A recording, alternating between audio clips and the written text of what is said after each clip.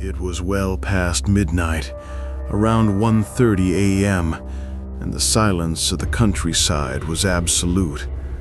I was driving back from a brutal 12-hour night shift at the hospital, my mind numb with exhaustion. My town, nestled deep in the state, is characterized by vast stretches of farmland and old, dense pine forests. My usual route took me down County Road 42, a lonely, winding path. The air was still, warm, a late summer night. I had the windows of my sedan rolled down, hoping the cool night air would keep me awake. I remember the landscape, a colossal field of ripe wheat, swaying almost imperceptibly on the left, and a foreboding jet-black expanse of pine forest on the right. I was cruising steadily at about 55 miles per hour when it happened. A sound, so sharp and unnatural, tore through the silence. It was a piercing, high-pitched shriek, a sound of pure, unadulterated female terror. It came from the darkness next to me, but the sheer volume and echo made it impossible to tell which side, the field or the forest. My foot slammed the brake pedal instinctively, sending the car sliding slightly onto the gravel shoulder. I killed the engine and sat there, heart pounding in my ears.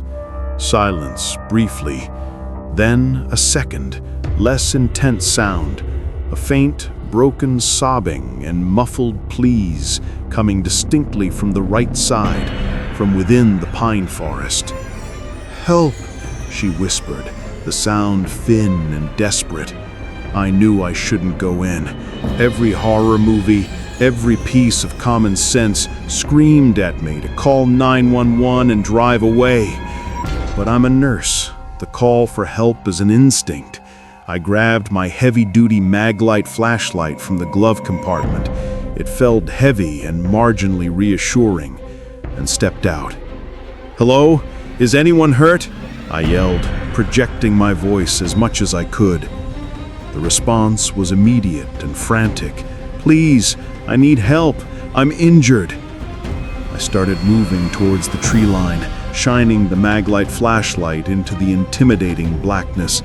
The flashlight beam barely penetrated the first few layers of low-hanging branches and thickets. "Keep talking," I shouted. "Tell me where you are."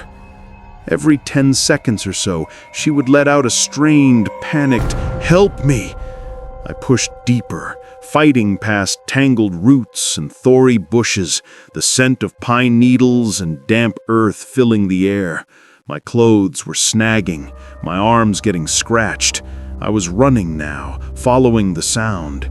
I yelled my position every few seconds, trying to reassure her. But the confusion started to set in quickly. No matter how many paces I took, how deeply I plunged into the woods, the woman's desperate cries never seemed to change in intensity. They never grew closer, never louder. It was as if the source of the sound was moving away from me at the exact speed I was moving towards it, or worse, fixed at a precise, unmoving distance. I stopped, gasping for breath, the beam of my flashlight shaking. I must have run a couple of 100 yards, yet the cry of "Help me" sounded exactly as loud as it had when I first stepped out of the car. This realization was horrifying. The geometry of the sound was wrong. I shouted, my voice now laced with panic. "Where exactly are you? Tell me what happened. Are you stuck?" 5 agonizing seconds of silence. Then the same sound, perfectly calibrated, perfectly distant. "Help!" I froze. The warm night air suddenly felt arctic. This was not a distressed person. This was a lure. An ancient, chilling instinct took over. I dropped all attempts at being a rescuer. I was being hunted. I spun around and sprinted back the way I came, not caring about the noise I was making, crashing through the undergrowth. The whole time, the terrifying auditory illusion continued, even as the scattered lights of my parked car began to glimmer faintly through the trees. The woman's scream, that dreadful, unmoving sound, was still there, just behind me, always at the same constant distance. It suggested something was tracking me, perfectly matching my speed, mocking my escape.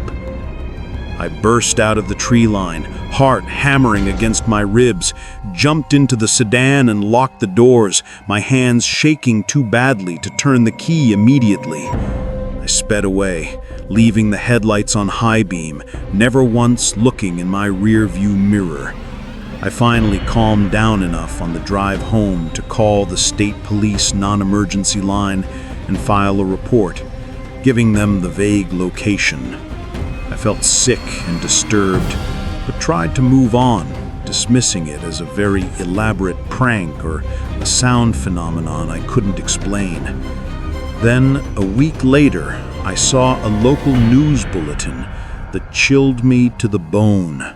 A survey team clearing land for a new development had discovered the skeletal remains of a middle-aged woman deep inside that very same patch of pine forest. The article noted the area was very remote. The police mentioned there were no immediate signs of foul play and were investigating the cause of death.